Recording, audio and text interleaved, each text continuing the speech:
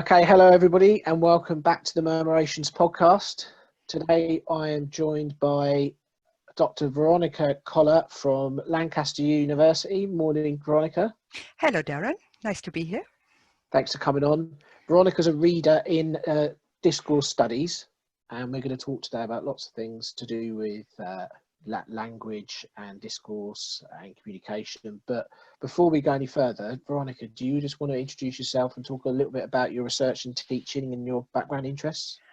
Okay, I'll try and keep it short. So, I have this somewhat vague title, Reader in Discourse Studies, which means that I do a lot of looking at how people use language in various social contexts, really. Okay. And the social contexts I've looked at most are business and corporate discourse in general. I've also done work in health discourse and more recently also politics. And I also have a particular interest in language and gender and sexuality. So quite broad-based, really. And sometimes it's a bit more of business, sometimes a bit more of health, sometimes a bit more politics or whatever. But that's where I look at how people use language and to what ends and what they do with language, really, in those different areas. Excellent, thank you. On that point, then, shall we, just for listeners who are less familiar with some of the stuff that we do, should we just familiarise them with a word discourse? Yes, that's a classic, isn't it? You know, every single student of mine has been through that question, really. How do you define discourse? So, again, I mean, I once did an article on that, and I think I counted 13 different definitions of discourse, and that was only the literature I looked at. But very generally, I would say it's the use of language in social contexts for particular ends in that social context. So to talk about something, to establish a particular identity and a relationship with who you're talking to.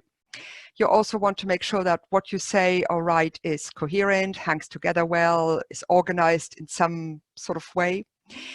And some people would argue, I among them, that also discourse is based on and influences cognition. So ideas, we have beliefs, values, knowledge, ideologies, all that sort of thing. So that they find the expression in discourse, but that also the language use that we're exposed to can also influence what we believe or what norms we hold. Yeah. So if we think about communication and language, it's very much the how of communication, the how of language, and what tools we use to get ideas across to each other to serve particular purposes in sharing ideas in society. Yeah, sharing ideas, but also positioning ourselves. What identity do we want to get across towards whom, and how do we negotiate the relationship with somebody else, right? And yes, it's a very language oriented. I mean, I found that is a very British thing, actually. So this of discourse analysis as being part of linguistics. So in Germany, for instance, discourse analysis is a matter for sociologists.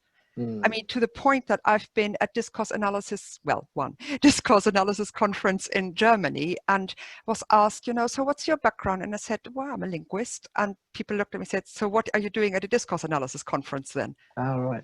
I said, what would I not be doing at a discourse analysis? So that was a complete misunderstanding there, So, but yes, you're right. It's absolutely very much about, it's a bit about what do people say, but mostly the focus is on how do they say it, and then also following up from that, why do they say what they say, and why do they say it in the way they do? Yeah, sure. It's a really interesting point, actually, because I came from a media, journalism and storytelling background, and a lot of what I was doing overlapped with areas of cultural studies. But when I started to work with discourse theory and tools of discourse analysis, that pushed me, because of that British context, that pushed me straight towards linguistics, because the field of critical discourse analysis is obviously, so much of it stems back to linguistics. Should we just, before we move on, that word critical as well, that's so important in terms of, it sometimes gets a bit of bad press and sometimes gets a bit of stick, but it serves a very specific purpose sorry, my phone's ringing, in the kind of focus of what we do. Do you want to talk about the critical element? Yeah, it's a bit misunderstood, I feel, you know, so because in common parlance, it's often meant to be fault finding or, you know, having an issue with everything and, you know, nagging or something like that, you know, and that's, that's really not what it means in a sort of social science kind of understanding, you know, where you would say, for me, it would mean that you really start with a particular perceived social problem. All right. So, and you seek to identify it, to explain it through looking at the role that discourse plays, the way people use language, you know, in order either to challenge a particular social wrong or to even contribute to it deliberately or not deliberately. But also then to seek, okay, so how could we talk about it differently to ameliorate it, to make it better? Right. So there's a couple of classics in critical discourse studies, of course, that people have looked at. So immigration discourse and linked to it, racism has been a classic. You know, people have also looked at poverty or economic and socioeconomic inequality. You know, so a perceived problem in the sense ultimately that somebody is suffering, you know, in a social context, and the role that language use plays in making that better or worse or keeping it alive or bringing it about in the first place. So that for me would be a critical approach. Yes. It's perhaps worth mentioning that there's also something called positive discourse analysis, which again is a bit unfortunate because it sounds as if critical discourse analysis is all just negative, you know, which is not quite it. But I find that quite interesting because that's about looking at things, kinds of ways of using language that actually do not, you know, foster inequality or exclusion or marginalization. So, you know, in non-technical terms, language use where things go right, as it were, you know. So, and I think that's quite interesting as a complement, perhaps, to critical discourse studies. Yeah, and I think it's important to keep an eye on that positive element even when we're doing critical analysis, because I think it's far more constructive to be able to say, look, these things are a problem, these are unhelpful ways of using language. However, if you discuss the topic like this, it serves a different purpose. And I think that's a really important part to CDA, that it seems to be becoming more common. I would hope so, because I think it's been a bit overlooked, you know. There's been a lot of focus, and perhaps quite rightly, you know, on how inequality or exclusion or various negative isms, you know, are brought about and perpetuated and reinforced by the way people use language. But we sometimes forget that language can also be used to challenge this, you know, and it is used to challenge that. You know, so I think that's really needs to be kept in mind.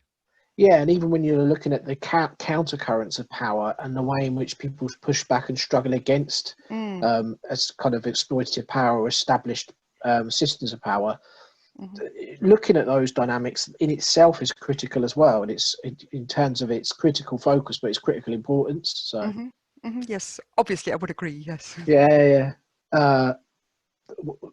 What I was going to ask you is about any current research that you're doing that you want to talk about in relation to current events, or anything you've been talking about recently, perhaps on immigration or gender or anything like that.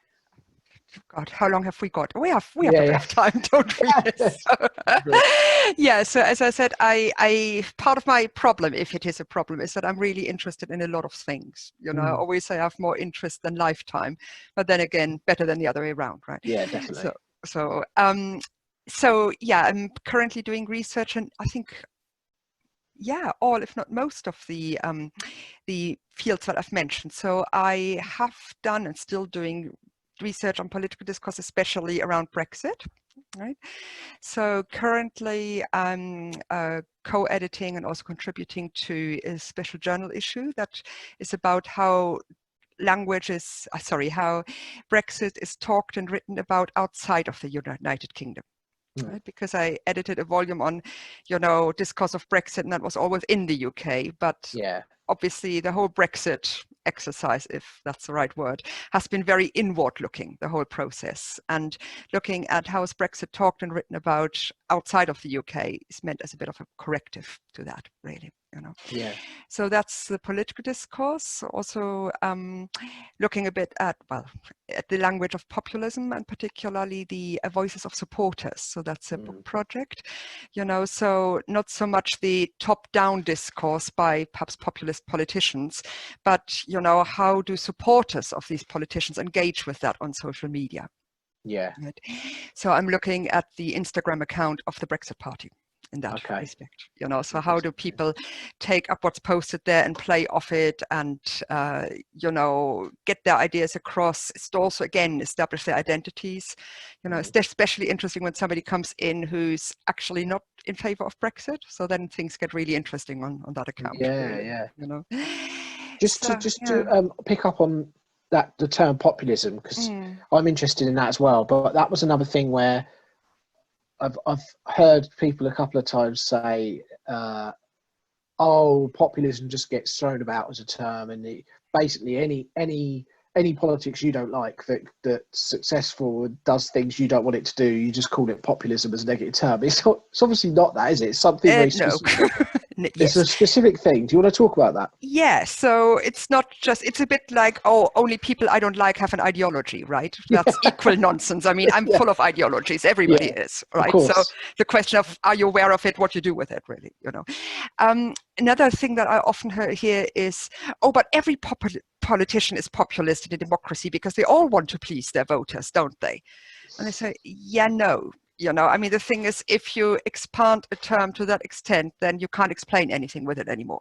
You know, if it's just everything, then we can just as well ditch it. So, no, so I would say, and, you know, God, there's various ways of talking about populism in the literature, but one thing would see populism as a particular worldview, according to which you have a homogeneous society, you know, society where everybody is more or less of the same opinion and the same wants and wishes.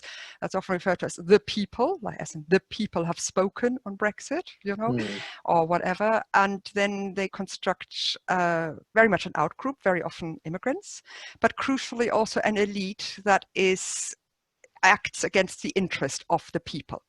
Right? So that could be Brussels as a metonymy for various EU bodies, or it could be Westminster, which is another metonymy for the UK government, you know, or any elite, or big business is another favorite, you know. So any elite that sort of doesn't act in the interest of the people, and then you usually have somebody who sets themselves up as somebody who will act on behalf of the people against the elites. Right. So you could see it as an ideology or something that piggybacks on other ideologies, or you could see it as a style or a discursive practice, a way of using language, you know, or a bit of both, really. But it's crucially relies on this idea of the homogeneous society in contrast to a self-serving elite. And somebody who needs to defend the people against that elite. Yeah, the idea that the elite is kind of lost its kind of democratic representation of the people. Or never had it in the first place. Or never had it, yeah.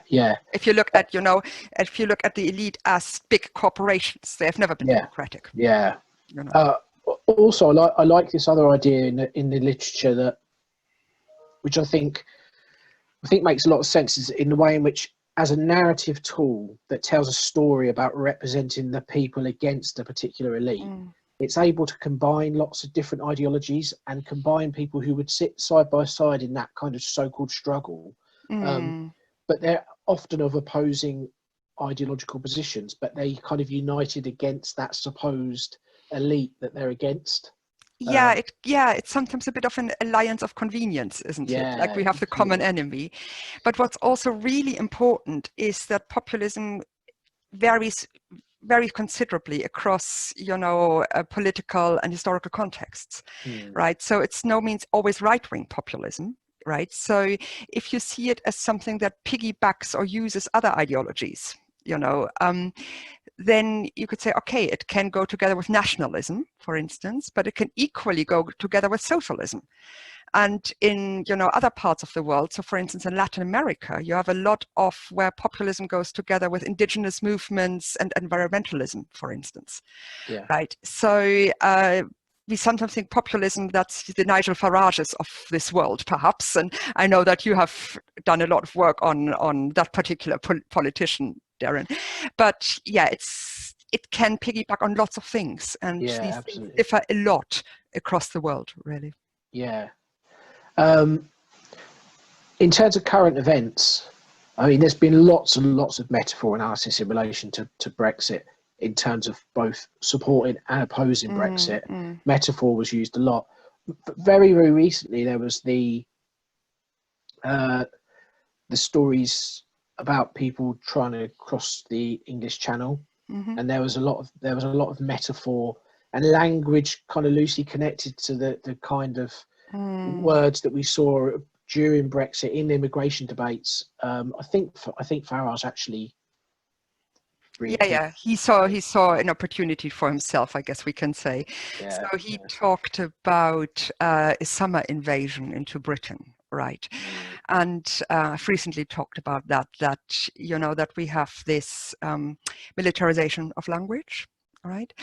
And for instance, in the Brexit campaign, Farage used immigration a lot in order to argue for leaving the European Union.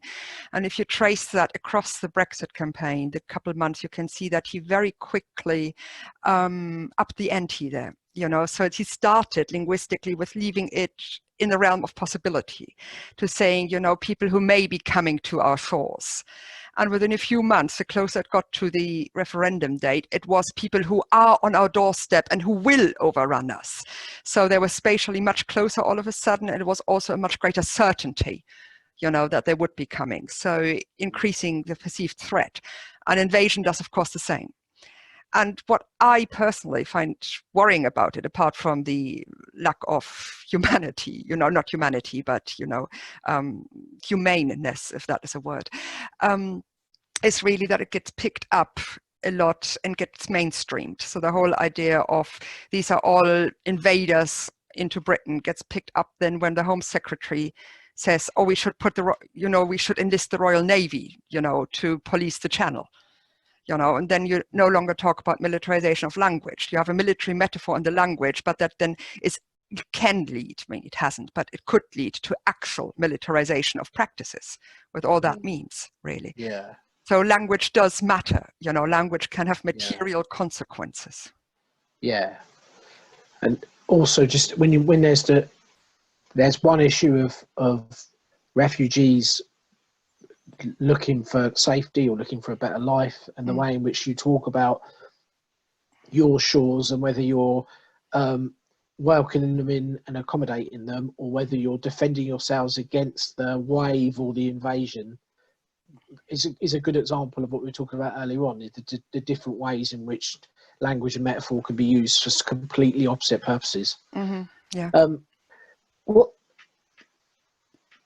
do you want to give some other examples of really powerful examples of how metaphor functions in storytelling, that people who are less familiar with what we do might not necessarily question it, but when you give these examples, they really draw attention to the power of metaphor?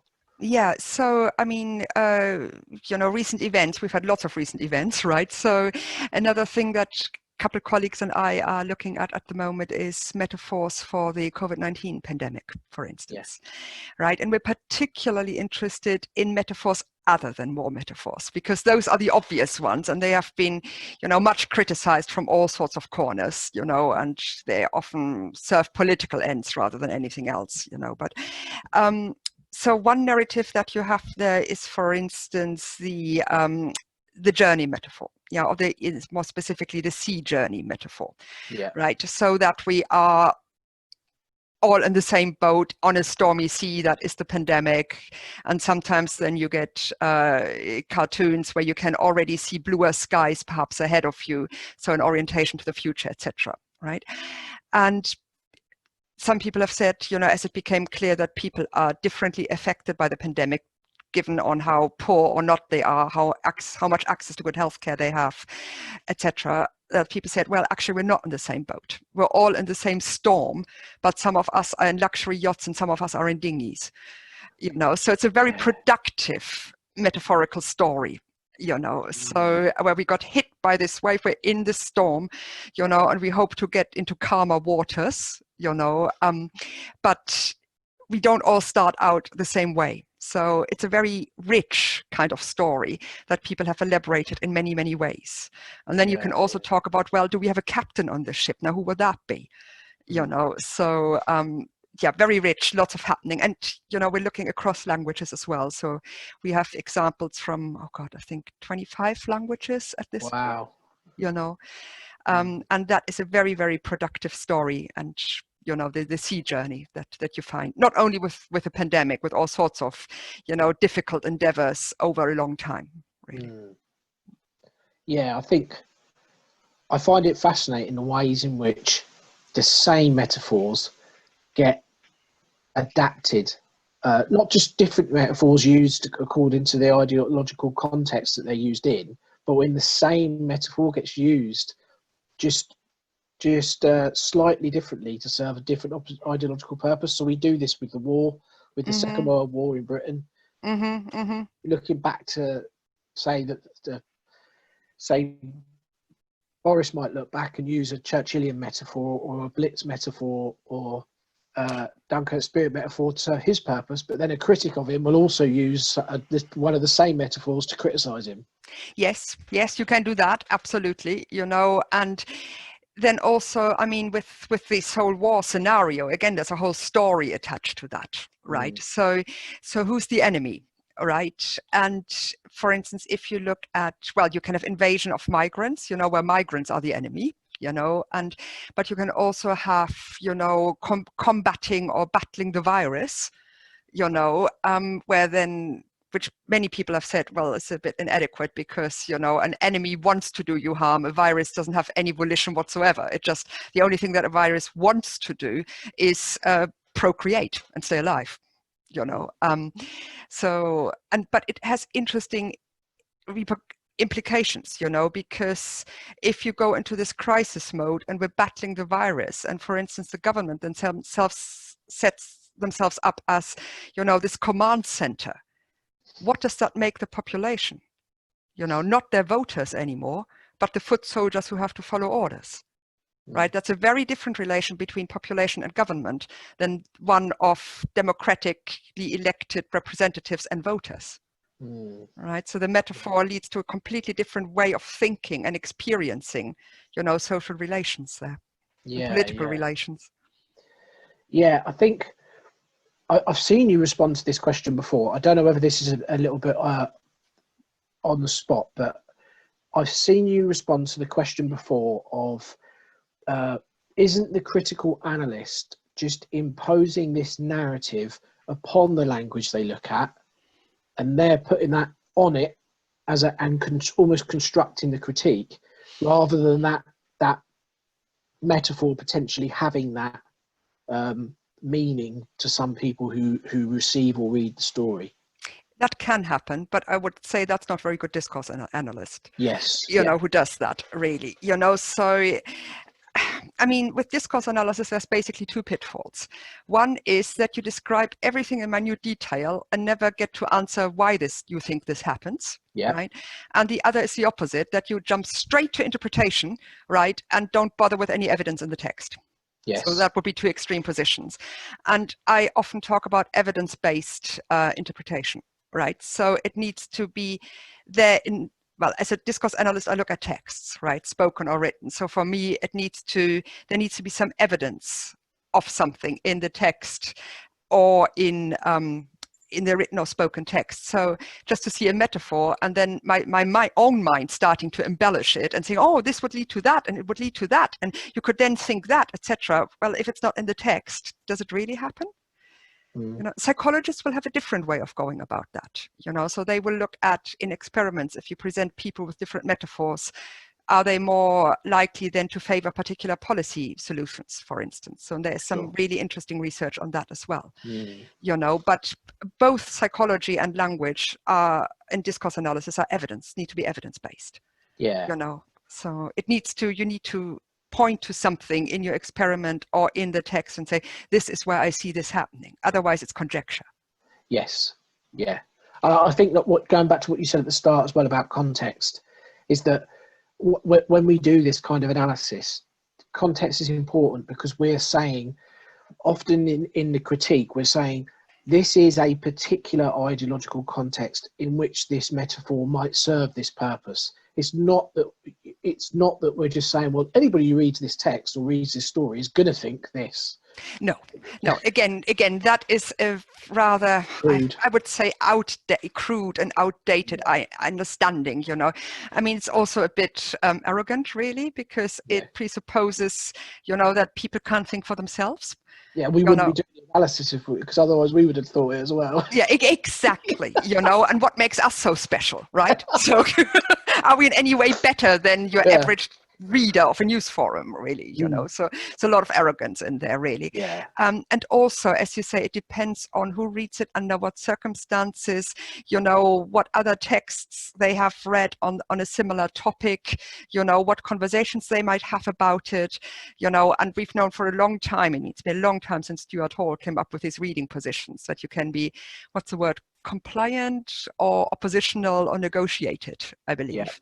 Yeah. So, ideology through discourse is not something that you can just drip feed into people and they will just swallow it uncritically. Yes. There are particular contexts and particular conditions that make it conducive for ideology to work. So, for instance, if you never read anything in your life but the Guardian, I don't want to do more Daily Mail bashing. I think, that point has been made, but if you read nothing in your whole life but the Guardian or the Guardian News Forum, and you never talk to anybody or follow anyone on Twitter or wherever, who has other views, etc., then, whatever you read will feed into an already held belief, of course, and reinforce it. Yeah. And people have talked about echo chambers, but echo chambers are to some extent voluntary. So I make a point of following people on Twitter whose opinion I do not share. Just because I like seeing the other side as well, as it were. Yeah. And I like that idea of understanding as well. I think sometimes we lose sight of the fact that you can have a conversation with someone you disagree with because you want to try and understand how they see things. That doesn't mean that you're kind of apologizing for that stuff or accommodating it or excusing it. It just is really, really important, as I think we keep seeing, for us to try and understand each other. Yeah, that's a really important point. Yes. So and understanding does not mean condoning. I can understand lots of things and still think they are wrong. Yes. But the difference is that I engage with them, hopefully, and don't just, get triggered by it, or don't just react in a way that I say, oh, you're all fascists, or you're all social justice warriors, or you're all this, or you're all that. And, where I just, put people down because I don't like their beliefs. Yeah, sure. So I think it's very important. I mean, I remember one thing that I did for Discourse of Brexit for that book. So my colleague and I, we looked at vox pops with Leave voters, or people who proclaimed that they would be voting Leave in the referendum. Right. So in the run up to the referendum. And there was this one guy, somewhere on the South Coast, don't remember now, who then started talking about why is he voting Leave. He started talking about immigration, etc., etc.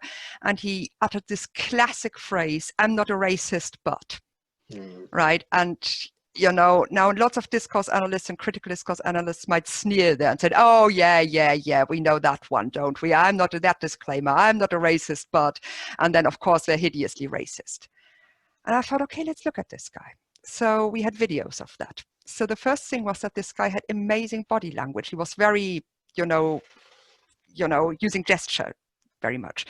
And he had this pleading body language. He says, honestly, I'm not a racist. Yeah, so he did that with his hands. So it was really a plead, to a plea that he wasn't a racist. And then he started telling a very personal story about how he was made homeless over Christmas and for 2 months, and the council couldn't house him because they had refugees to house, etc., etc. And I thought, well, maybe this guy really is not a racist. So perhaps sometimes when people say, I'm not a racist, but they really are not a racist. Yeah. I think his argument was still wrong, because that the council can't house him as well has nothing to do with immigrants, but the lack of funding for local government, etc. And he didn't make that connection. But I think it's very easy to sneer at people, but it's much harder to actually engage with them and try to understand what's going on. Yeah. I remember one of my mate's mum, and she really, really wasn't a racist at all. She was one of the loveliest people I've ever met. She was saying, she used this phrase, I remember it was years and years ago, much younger, and it was because the company that she was working for, if I remember rightly, the company she was working for in a care home were changing she was a cleaner, and they were changing the contracts and putting them on giving them much worse conditions on much lower pay. And they were all like, well, why would we carry on doing this job for that? And the people that were coming in to take over those jobs, or were willing to do those jobs, some of them were from other countries in Europe where they were willing to work for that money. Yeah. And she said, well, like you say, it's not anything to do with immigrants. It's to do with the money. Yeah, that's a political problem. I mean, that's something where you need something like a minimum wage, and lots less so-called self-employed people, etc. I mean, that's a policy thing. Yeah. That's nothing to do with immigration. Yes, exactly. Yeah. Okay. Another thing that I wanted to talk to you about before we run out of time, because I just looked at the time and I just realised I just thought we were getting warmed up. Yeah, God, we've been at it for half an hour already, Darren. Wow. Yeah. Was podcasting. I'm coming somewhere towards the end of my first season now before I have a little break. How long is the season for you? It's going to be 10 to 12 episodes, I think. Okay. So provided everything goes to plan, I think it's going to be 12. But I'm not too precious. But yeah, that's probably what it'll be. What you've been doing a monthly podcast for about a year now. I have, along with two others, Erika Darridge and Bernard de Klerk. Yes, so I'm co-host of a podcast. So it's really nice to be at the other side for once, to be interviewed. It's really relaxing by comparison. Yeah. So yeah, our podcast is called Words and Actions. And its tagline is a podcast about how language matters in business, politics, and beyond. And Erika, my co-host, and we wrote a textbook together on business communication. So that's where we started out from. And we've done one season now. We've had 12 episodes out, very loosely based on the textbook. But now we've started planning our second season, where we want to look a bit more at politics as well. Right. So yeah, and it's a very different format from yours, Right. So there's three of us and we have a post-production company and we only do it monthly because a lot of work goes into it, because we do analysis a bit and an intro with sort of teaching moments, and then we do an interview. So it's quite a big deal, very different format, but that's the beauty of podcasts, that they come in such different formats, really. Yeah, absolutely. What have you found in terms of even when there's a radically different format, there's a different feel to to what you would do if you were doing, say, media work as an academic, or if you were doing a conference or a workshop or classroom based. What have you? I find there's something quite not just relaxing or creative, but there's a different dynamic to conversation that feels quite liberating compared to some of the other forums that we have to talk in. What have you found doing the podcast? An interesting question. I mean, we've worked together for a year now, and we've had many good moments. We also had the occasional difficult moment, it has to be said, Really? And I remember one episode that we recorded where we had a really difficult moment about how we do this and different time that people were willing to invest, etc. And so we had a rather respectful but difficult conversation, and we thought then we had reached some sort of agreement, but there was still a bit of rankling perhaps going on. And then we said, okay, we have to record this now. And we pressed the record button and we started chatting and liking each other again. It was the most fascinating thing, because you do have this common interest you know, and you're talking to each other, but of course you're also talking to an absent audience. So that's, you know, you're aware of that. And you're talking about stuff that you're really interested in, you know, and that you feel strongly about, you know, and you don't have to be like when you talk at a conference where you need to have researched every footnote, really. You know, and use a lot of technical vocabulary, etc. So you can be a bit looser in podcasts, but you have more time than for media work, because for media work you always have to talk in 20-second batches, really, you know, very often, especially with interviews, you know. So it's sort of the sweet spot in the middle, I feel.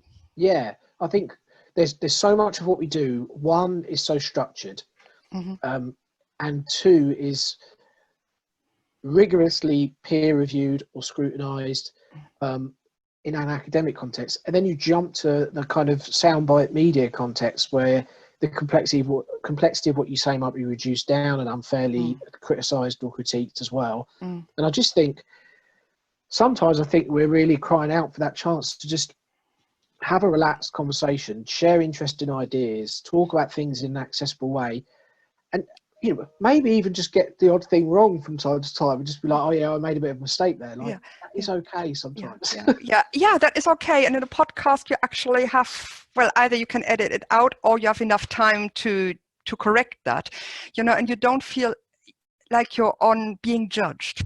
You know, it's not like, oh, you have a conference audience and they may take you, oh, and I see person so-and-so is there. They will probably take you apart in the discussion, you know, so you don't have that, but you still, you know, have enough room to get some detail in and not talk in 20-second batches. So I find it really, you know, relaxing and invigorating. And you said it's been really good for the soul. You said you started this in, you know, in lockdown. So, and I agree, you know, it's a good thing to do. And it's also a nice resource, you know. So for our podcast, for instance, we also have transcripts and blog entries and glossaries. So it's also meant for students and teachers to some extent. But even this, you know, so me talking about what's discourse, you know, that is something I might link, for instance, for my discourse analysis class that I teach at uni, you know, for what it's worth. Students will have to be the judge of whether it's any useful. You know, so back under pressure again. Okay, well, we've run out of time, but it's been really good to talk to you. Nice to see you again, seeing as we would have crossed paths at conferences that haven't happened. That's right. But we will again. At one point, we shall meet again. Okay, no, it's been lovely. Thanks for asking me, Darren. That's okay. Thanks for coming on. And also just thanks for being a really supportive colleague in the field, in our research field as well. I know I speak on behalf of our peers as well. You've always been supportive and positive, so thank you very much. Oh, it's a matter of course. To finish off, yeah. Okay, take good care, Darren. Thank you. Yeah, Bye-bye. take care. Bye-bye. Bye.